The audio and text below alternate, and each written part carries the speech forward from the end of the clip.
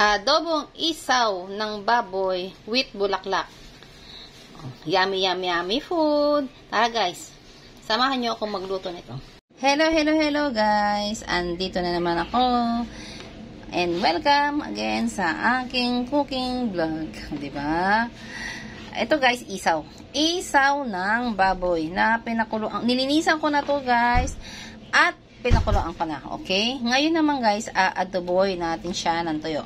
Mga ingredients guys. Bawang, sibuyas, lemon, siling labuyo, dahon ng laurel, pamintang powder, oyster sauce, sugar, soy sauce, and vinegar. Okay guys? Let's get it on! Una sa lahat guys, hiwa-hiwain nyo muna yung bulaklak ng isaw. Okay? Taba kasi to. Ngayon, papamantikaan muna natin guys ha, para yung mantika na niya ang gagamitin natin sa paggisa, okay? Lagay muna natin yan siya sa kawali at pamantikaan muna natin guys, okay? O, yan na guys, o, diba? Kita nyo? Diba? Nagmamantika na itong taba. Bulaklak, ang tawag yan, bulaklak ng isaw. Ilagay na natin guys yung bawang, sibuyas at siling labuyo, okay? Lagay na natin guys para sabay-sabay na silang maluto. Isa-gisa muna guys. Isa-gisa muna hanggang maluto yung bawang, sibuyas at saka yung siling labuyo. Okay. O yan guys. O, luto na yung bawang, saka sibuyas at saka yung siling labuyo. Ilagay naman natin ngayon yung isaw guys. Okay. Tapos, maglagay na tayo ng dahon ng laurel guys. Pamintang powder. O, diba? Oyster sauce. Ayan.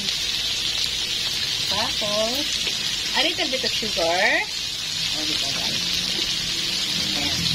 Konting toyo guys. Konti lang muna. Kasi tansyahin nyo na rin yung lasa, okay? Ito. Mamaya tayo maglagay ng vinegar. Haluin muna natin. Kasi, guys, once na maglagay kayo ng suka, huwag nyo munang haluin. Tsaka huwag nyo munang takram.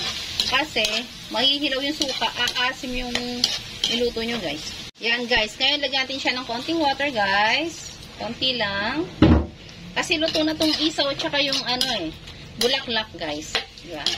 Anin ko na lang talaga, para lambutin ko na lang ng gusto. Para talagang yummy yumminess. And ngayon dahil sa nahalo na natin, pwede na natin lagyan ng konting suka. Okay? Yan. At wag muna natin siyang hahaluin at tatakpan guys ha. O yan guys, kulong-kulo na siya. Pwede na natin siyang haluin para mag-mix-mix lang yung mga ingredients. Guys, patakan natin ng konting lemon.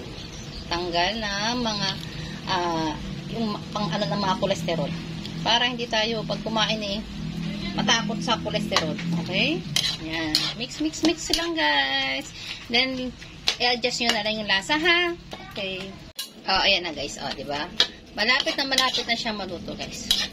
Konting-konti na lang. And it's done na siya. Mas perfect for hapunan. Ito ang guys. Yan. Diba?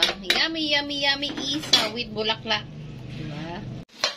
Luto na guys. Happy tummy na naman kami nito. God bless us all. Love.